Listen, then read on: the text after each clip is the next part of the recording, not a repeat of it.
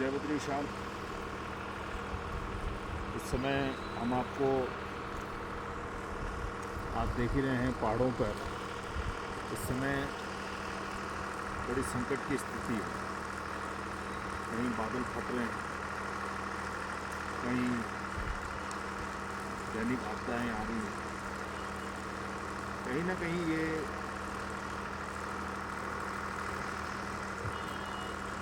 चिंतन का विषय है। इस पर बुद्धिजीवी लोगों को, विद्वतजन को हो, चाहे उसमें राज्य की हो या केंद्र की सरकारें, उन सबको इस ओर अपना ध्यान देना चाहिए कि प्रतिवर्ष अगर ऐसी ही हमारे यहाँ जनहानि होती रही तो उन पहाड़ों पर कौन रहेगा, कौन आएगा? जिसके परिवार में 4 आदमी हैं, 2 आदमी एक बार चले गए, 2 आदमी एक बार चले गए, तो वो कभी भविष्य में अपने 2 आदमियों को पहाड़ में नहीं भेजेंगे। जिसका 1 होगा, जिसका 2 होंगे, वो कभी भेजेगा ही नहीं। तो ऐसे में आने में, पहाड़ों में आना अपने ही कुदरती ही बंद हो जाएगा अगर यही स्थिति रही तो कहीं ना कहीं इस पर सरकारों को ध्यान देना चाहिए। जो प्रकृति के साथ में छेड़छाड़ कर रहे हैं, इस पर कंट्रोल करना चाहिए। इन पहाड़ों पर विकास की आवश्यकता नहीं है तो विकास का बोझ मत थोपो इन पहाड़ों पर। आप इन पहाड़ों पर बोझ थोप रहे हो कि हम विकास कर रहे हैं, विकास कर रहे हैं, मगर कहीं ना कहीं ये पहाड़ नहीं है, ये भगवान का विग्रह है, भगवान का श्रृंगार है ये। और ये भगवान के श्रृंगार में जब आप छेड़छाड़ करेंगे, भगवान के विग्रह पर आप छेड़छाड़ करेंगे, तो कहीं ना कहीं आपको हानि पहुंचेगी ही पहुंचेगी।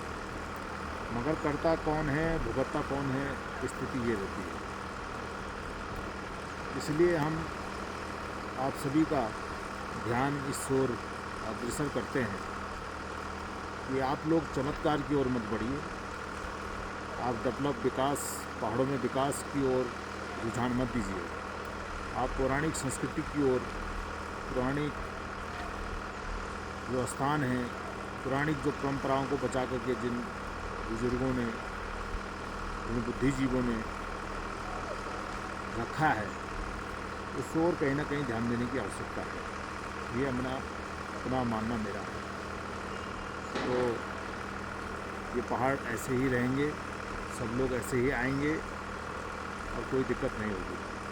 मगर ऐसे ही छेड़छाड़ अगर इस प्रकृति के साथ में, इस सौंदर्यकरण, इस पहाड़ों में होने जैसी स्थिति रहेगी तो मुझे लगता है कि कहीं ना कहीं कुछ समय बाद इन पहाड़ों पर व्यक्ति आना ही बंद कर देगा। इतना भयानक और इतना डरावना उसके अंदर रहेगा। जो अपनों को खोएगा वो कैसे आएगा, ये भी सबसे बड़ी बात है।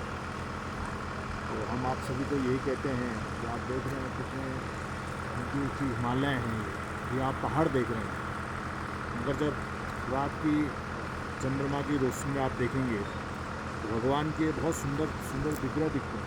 किसी पर भगवान शिव का पहाड़ शिव के जैसे दिखता है, कोई माता पार्वती जैसे लेटी हो ऐसा दिखते हैं, कोई शेषनाग की तरह पहाड़ दिखते हैं। ये हमने खुद अनुभव किया है। आप हमारा इंस्टाग्राम कमलेश _1000 डालेंगे तो आप उस पर पड़े हुए हैं बहुत से छायाचित्र हमने डाले हुए हैं, बहुत से हमने डाले भी नहीं हैं। तो आप स्वतः जान लेंगे कि वास्तविकता क्या है।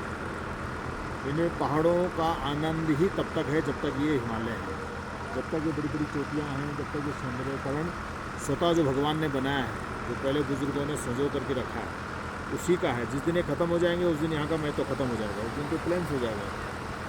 इसलिए आप लोग इसको जैसा है वैसे रहने दीजिए, ये आप सभी से मेरा आग्रह है।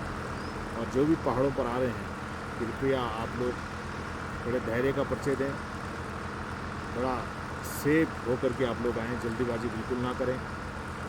आप लोग मौसम का, आजकल गूगल है, सोशल मीडिया का ज़माना है, एक न एक नए नए प्रकार की टेक्निक है, आप उनके माध्यम से यहाँ देख करके, जान करके तब आप लोग इधर की ओर आएँ। पहाड़ों में सुरक्षित रहें, आप लोग परिवार के साथ में रहें।